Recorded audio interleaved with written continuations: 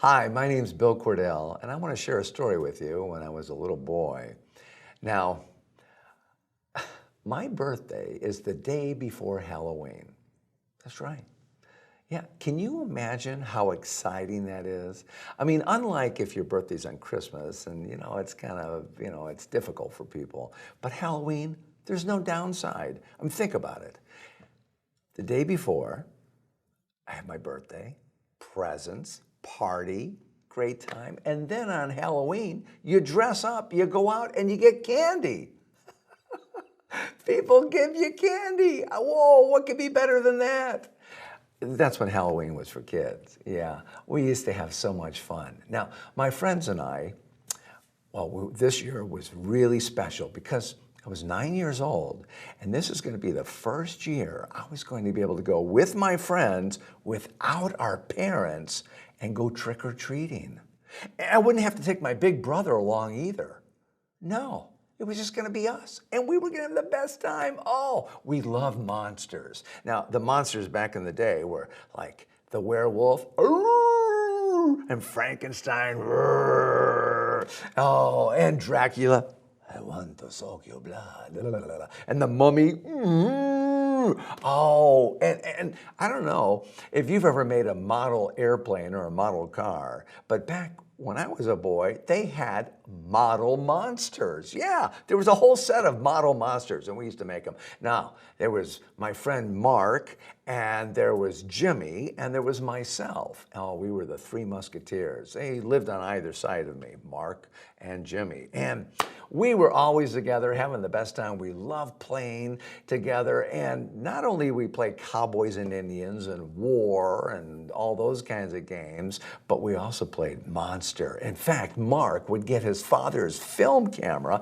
and would make our own monster movies. Now, this year we had our costumes, and Mark, he was going to be the werewolf, and he went behind his parents' couch and cut the shag carpet so he could glue the fur on and make himself look like Wolfman. Now, don't do that. Don't cut your parents' carpet. Well, they've got costumes now you can fix and get. But anyway, he got some long fingernails, and he had the teeth, and he had some ears that he had sticking up, in points there, and he had the fur all over, and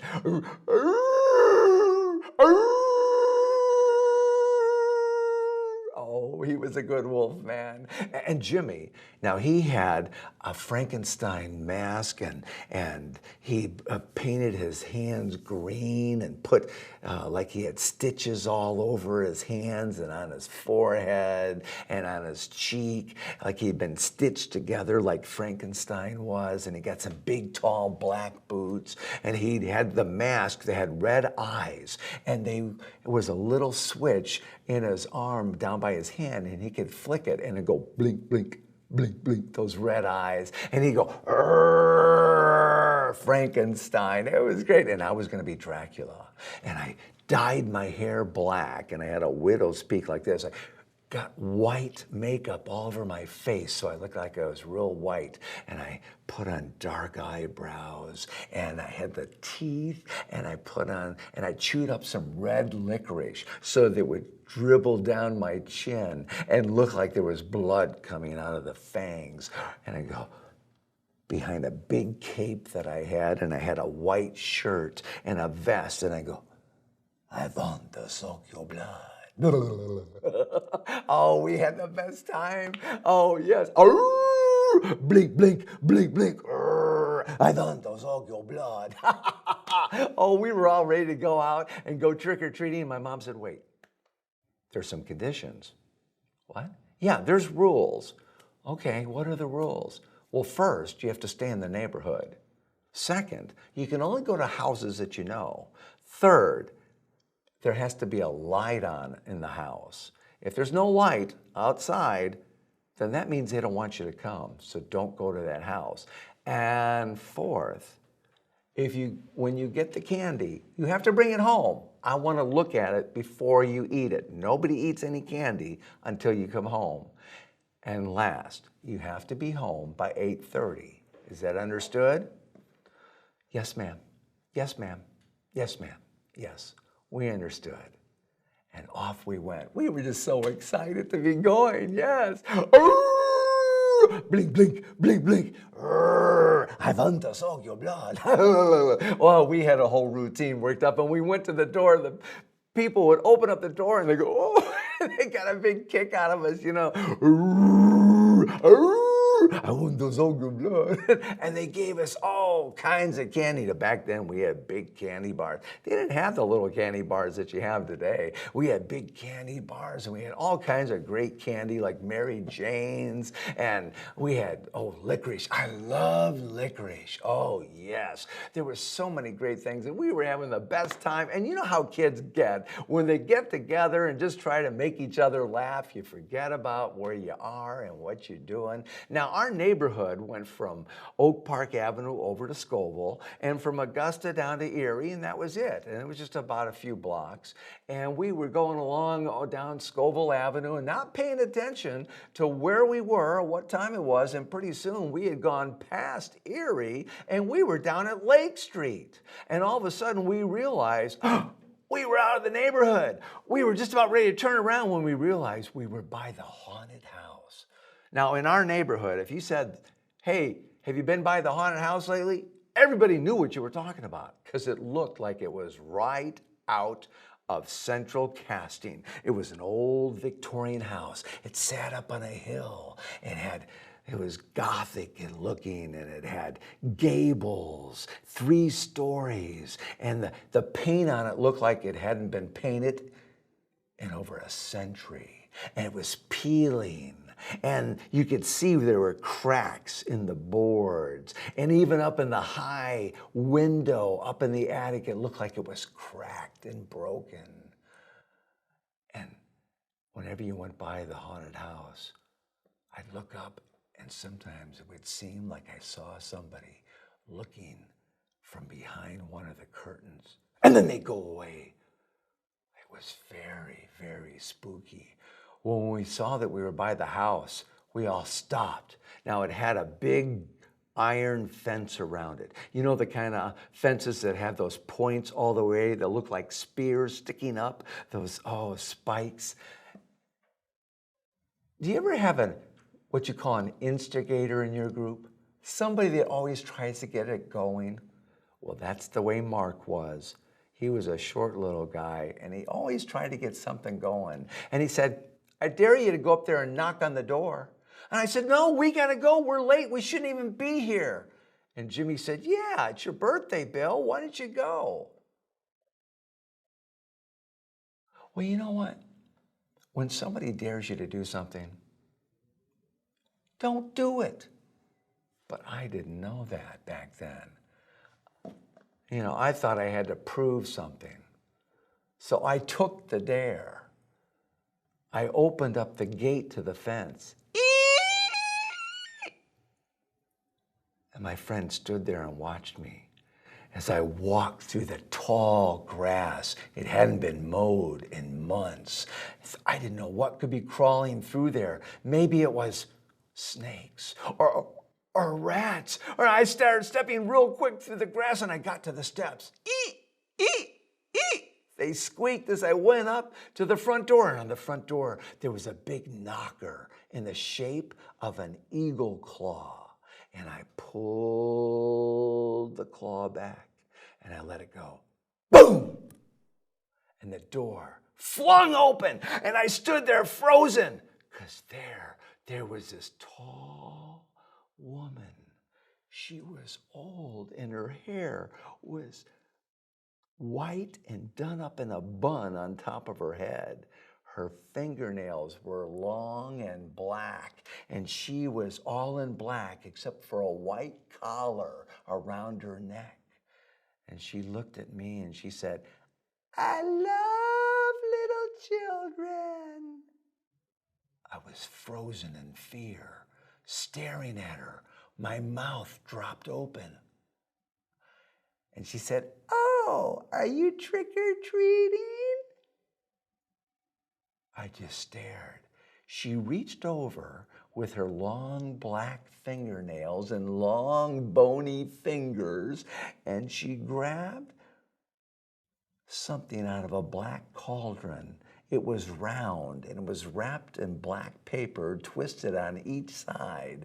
And she handed it to me and put it in my bag. And I just stood there and I heard it go, plop. I love little children. Her face was sunken. Her cheeks were indented. And her lips curled around at the wrinkles in her eyes and her mouth. And I turned around and I ran as fast as I could. And I ran through the gate and I looked for my friends and they were gone. I looked up the street. They were down the street underneath the street lamp and they were laughing. And I ran up there. I said, what are you guys doing? What did you do? You left me there. How did you see her? Did you see her? She was tall. She had this white hair and it was done on about a bun and her fingernails were black and they were long and she had long bony fingers. She said, I love little children. And she put this in my bag and I pulled it out. And it was a piece of a round, looked like a bubble gum. Kind of like the double bubble, round and wrapped on either side. And I undid it. And it was a piece of black licorice. Bubblegum! It smelled so good, and I love licorice. And my tongue just touched it, just for a second. Oh, it tasted so good. And my friend said, what are you doing? You can't do that. Your mom said don't. I know, I'm not eating it. I just tasted it and I popped it in my mouth before I knew what I was doing. They said, what are you doing? I go, I'm not eating it. I'm just going to chew it for a little while. It tasted so good. Can you imagine? I felt like I was floating up in the air. I came back down. I said, guys, you got to go back and get one. They go, no, we got to get back. If we're going to spend the night at your house, we got to go. Your mom said. So we ran all the way back home. And when we got there, we opened up the door, took a deep breath, and my mom was waiting. You're late. What? Yes, it's 8:35. It's only 8:30. Oh, wait, it's only 5 minutes. And my mom said, I said 8:30, not a minute later. But Mom, it's only 8:30. I'm sorry. There are consequences to your actions. Jimmy, Mark, you may not spend the night for Billy's birthday. Mom! Good night. Well, they went back home to either side of the house. And then my mom said, what's in your mouth? Mom, don't tell me a story. I took it out. It's some licorice bubble gum. Where did you get it? In one of the houses. I told you not to eat anything that you got in trick-or-treating. You disobeyed me. And she took my bag from me. Mom! You're not getting any of this. You disobeyed me. There's consequences to your actions. Mom! Now, where did you get that?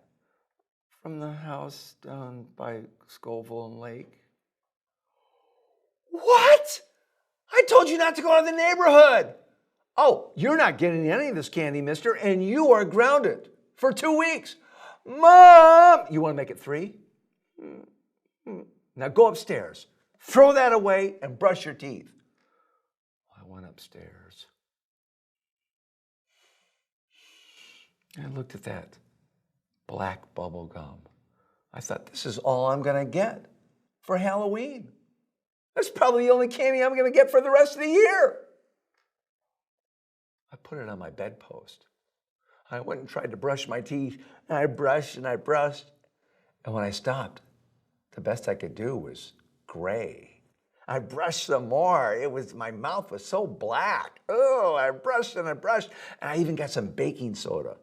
Yeah, you ever done that? That white stuff, yeah. I brushed that on my teeth. A lot of toothpaste is made out of baking soda. I brushed and I brushed, and finally, I got it so it didn't look quite so black. Charcoal. I finally went into the bedroom, put on my pajamas. Oh, and I got ready to get in the bed. It was a great night. We had a good time. Oh, we had so much fun. Blink, blink. Oh, I thought about the good times we had. And I laid back into my bed and I fell asleep, thinking about all the great times. And while I was sleeping, all of a sudden my dreams changed and I heard, I love little children. And I woke up and I had that bubble gum back in my mouth. I took it out. I looked at the bedpost. I looked at the bubble gum. Then I thought, oh, my brother. He probably came in and dropped it in my mouth. Oh, wait. My brother was spending the night with his friends. So Mark could spend, and Jim could spend the night at my house. Oh no, what am I gonna do? I put the gum not on the bedpost. This time, I threw it away. This is too weird. I threw it in the trash can, and I laid back in the bed. And I started to go to sleep, but it wasn't restful sleep. It was, I kept hearing different things, and I love little children. And I woke up, I was chewing that gum again. No, wait, it was more like it was chewing me. I pulled it out. And this time it had pieces of pencil shavings and little pieces of paper from the garbage can. And I took it and I went over to my window. I opened up my window and I threw it out on the front lawn. And I said, go away. And I went back to bed and I tried to go to sleep, but I tossed and I turned and finally sleep came. While I was sleeping, I smelled the smell of pancakes. Pancakes. Oh, I love pancakes. Oh, I ran downstairs. I thought, oh, my mom's not mad at me anymore. She made pancakes. Oh, yes. Oh, I love pancakes, and I couldn't wait to eat some pancakes. Ooh, I love blueberry pancakes. Oh, I ran down and chocolate chip pancakes. I said, Mom, Mom. My mom stood there and said, I thought I told you to throw that gum away. I did. Since when do we throw things on the front lawn? I was picking up the newspaper this morning, and she pulled off her slipper, and she showed me the gum was stuck to the bottom of her shoe. That black bubble gum, and now it had pencil shavings and some paper and some pieces of grass, and maybe it looked like it was a smashed pumpkin or dog poo. I wasn't sure which. She said, clean it. I took her slipper, and I cleaned it off in the trash can. I gave it back to her. I'm sorry. Can I still have some pancakes? Yes, sit down. And so I was all ready to eat my pancakes, and all of a sudden I saw something scuttle on the floor. It was black.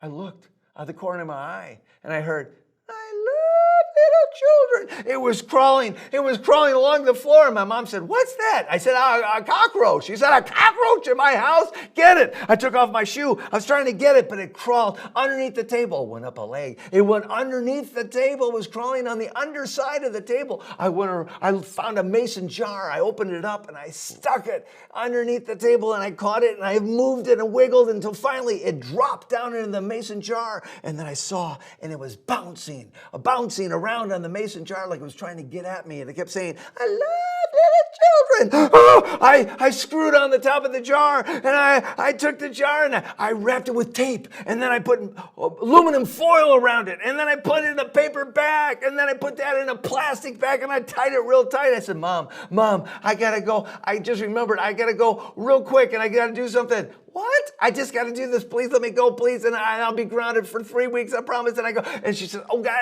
And I ran out of the house and I jumped on my bicycle. I rode as fast as I could. I went back to that house at Lake Street and Scoville. And I opened up the gate. And there, in the corner of the grass, I dug a hole and I took that jar and I shoved it down in the hole and I covered it up and I rode away on my bicycle. And I could hear coming out from behind me that little voice, I love little children. Boys and girls, moms and dads, grandpas and grandmas, this is a cautionary tale. Yes, if you go trick-or-treating, Always follow the rules. If they say stay in the neighborhood, stay in the neighborhood. If they say don't go where there's no lights, don't go where there are no lights on. If they say don't eat the candy, don't eat the candy. And if they say be home at a certain time, be home at a certain time. And if you go to a house and an old lady opens the door dressed in black with nothing but a white collar on and long bony fingernails, or long bony fingers with long black fingernails, and her cheeks are sunken in, and she has her hair done up in a white bun, and she says, I love little children, and she tries to give you something, don't take it! Run as fast as you can! And that's the story of the black Bubblegum.